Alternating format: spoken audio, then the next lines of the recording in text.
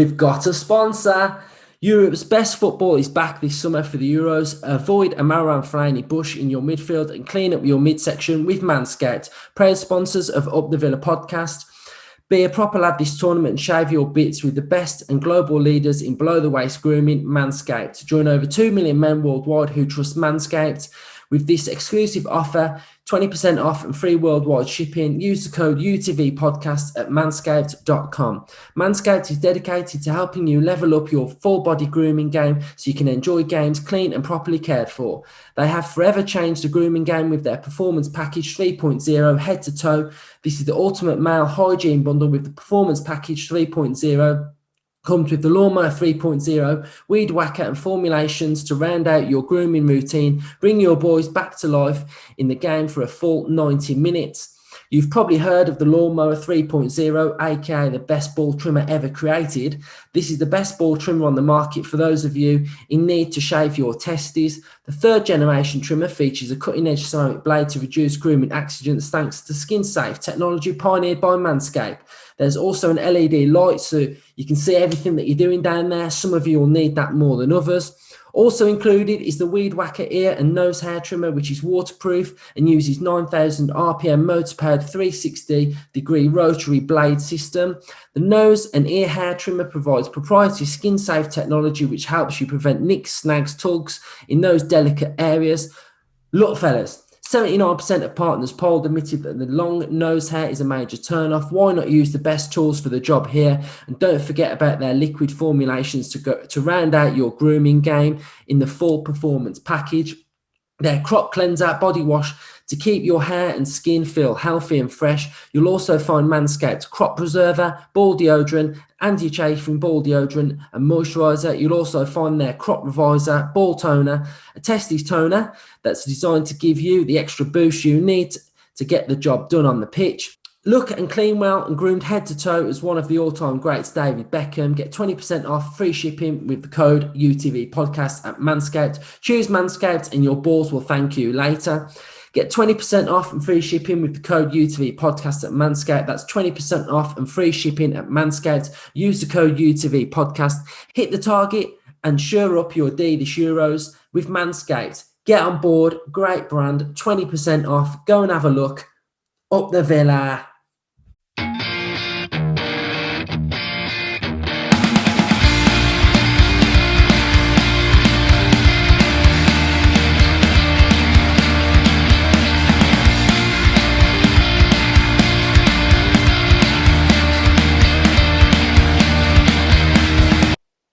How are you all doing? Welcome back to our Euros coverage this summer on the channel. As you saw in the introduction, that was my pitch for QVC.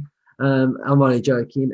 We've got a discount code from Manscaped. So if you can go on their website, have a look, use the code UTV podcast, have a look at some of their products. They're a brilliant, brilliant brand.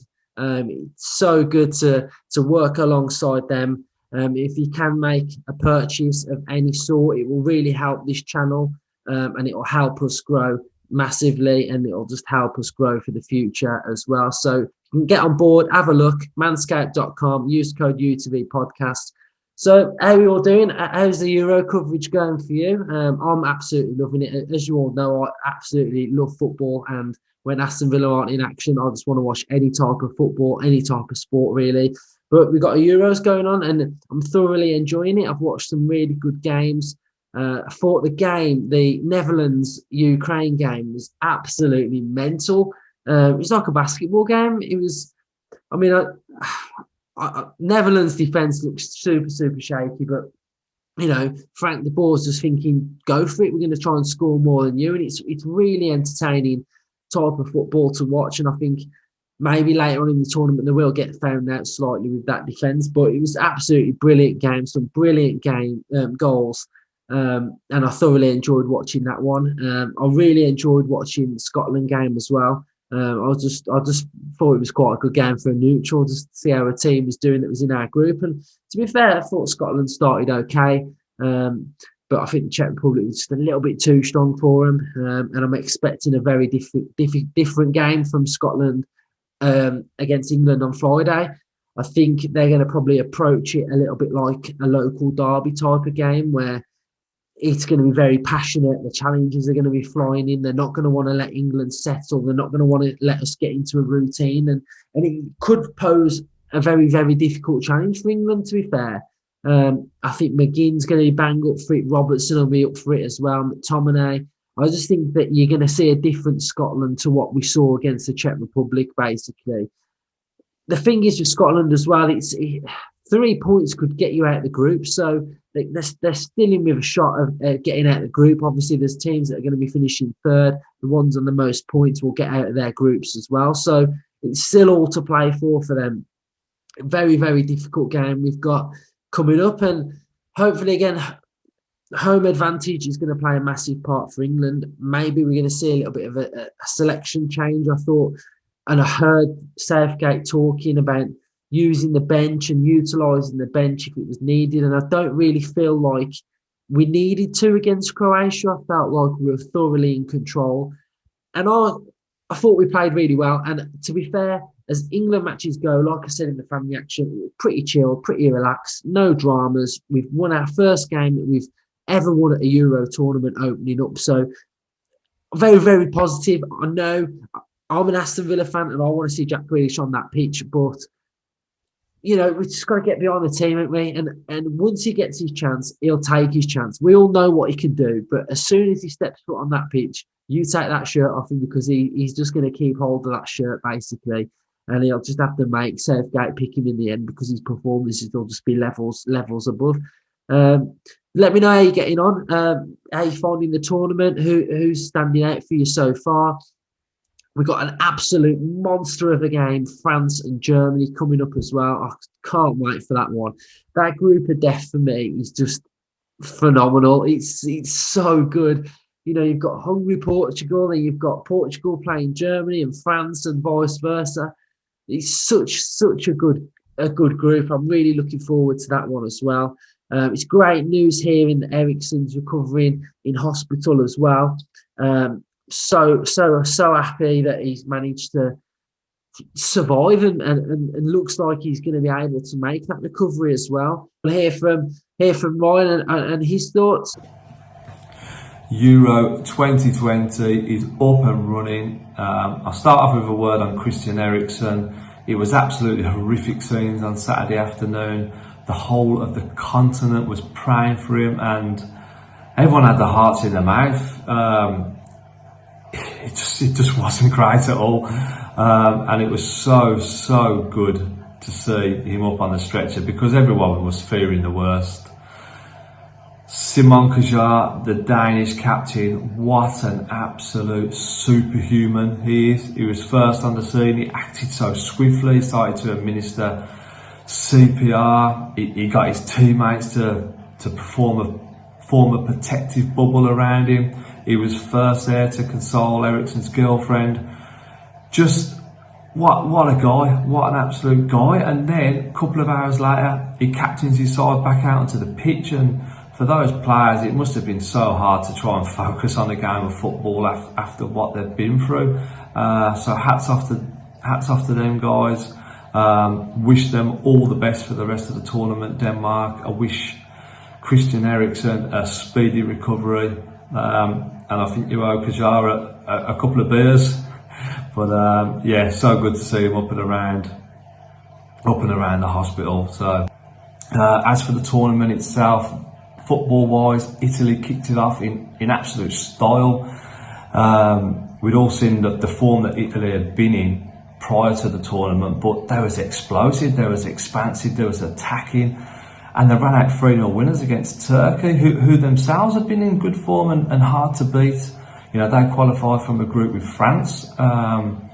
So it's something that we haven't seen from the Italians before, so look forward to seeing how they do in the tournament. Also, Holland and Ukraine, they served up an absolute right treat of a game. Holland winning 3-2. Holland would just attack as well.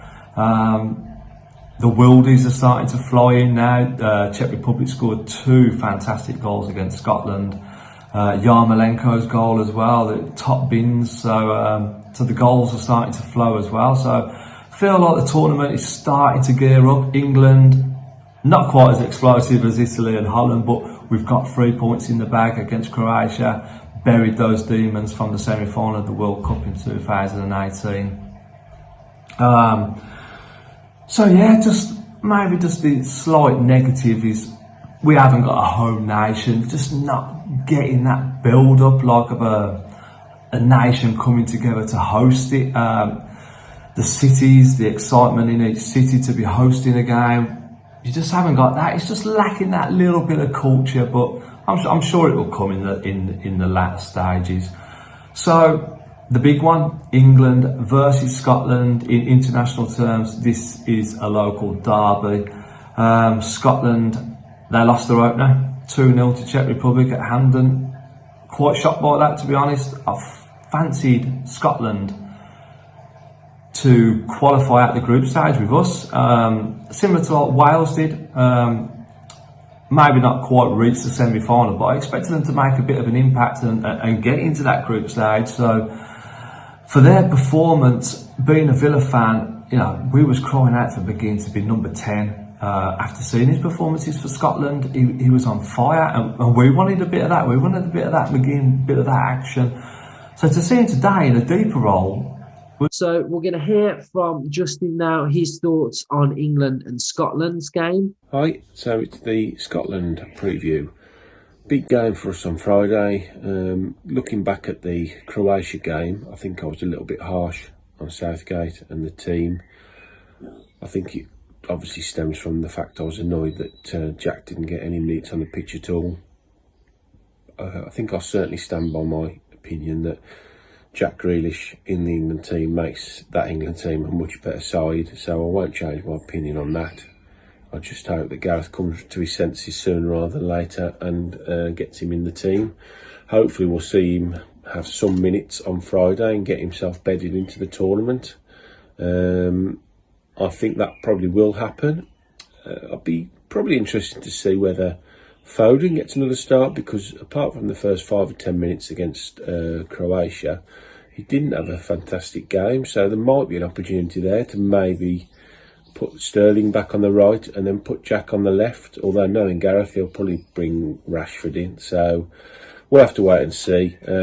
Probably the back four stays as it is. I'd like to probably see again a proper left back play at left back. I don't think Kyle Walker was brilliant against Croatia either, so there might even be a possible opportunity to switch Trippier back to his natural position as right back and maybe bringing in Chilwell or maybe Saka to play left back, especially if he brings Jack in, someone like Saka and Jack or Chilwell and Jack up that left. I think they could really cause this Scotland team real problems. They're not a brilliant side. They've been pretty comfortably beaten today. I've watched the game against the Czech Republic, who look a decent outfit, pretty solid, got some good players, Souček, Koval. They're a solid team. I think they'll give us a far sterner test than Scotland will on Friday. I think we've got to be on our mettle on Friday. I think we've got to be sensible. I think we've got to be professional. And if we do everything right, I think I can only see a comfortable win for England. And players like Foden and Sterling and Jack and Kane, if you can stay up front and stop dropping into midfield all the time, they should have a field day on Friday, and it could be the game that really announces us to the tournament. That's what I expect to happen. If Gareth could just take the handbrake off a little bit and let them play, I think we really could have a real blockbuster game on Friday night, and I hope it is, because it's my birthday, and the last time a European Championships game landed on my birthday, we smashed Holland 4-1 in Euro 96, so I'm hoping it's a bit of an omen, really. So I'll be sticking a few quid on England 4, Scotland 1 on Friday. I fully expect the win, and I fully expect Jack to get some minutes on the pitch, and then it'll be 2 wins from 2, and we're pretty much set then for the next round, and then that's a different kettle of fish. But let's get out the groups first. Looking forward to it. Looking forward to another England game. I hope you're enjoying the tournament, and speak to you all soon. He was a little bit negative on Sunday's fan reaction, wasn't he? He bleeds claret and blue, doesn't he, like all of us? But Justin, he could tell that he was so so miffed that Grealish didn't actually get on the pitch, but he's slightly more positive on this one, so hopefully he gets that start because I don't want to see Justin raging again. So Justin's fully on board. Hopes he can get the win. Back that 4-1 as well for his birthday. Happy birthday for Friday, mate. Thanks so much for what you do on this channel as well. So thanks everybody for watching. Just a little bit of a preview-ish for the Scotland game and just as a vibe of how the tournament's going as well. Get on board with Manscaped, and we'll be back for fan reactions on Friday after the Scotland game. Up the England.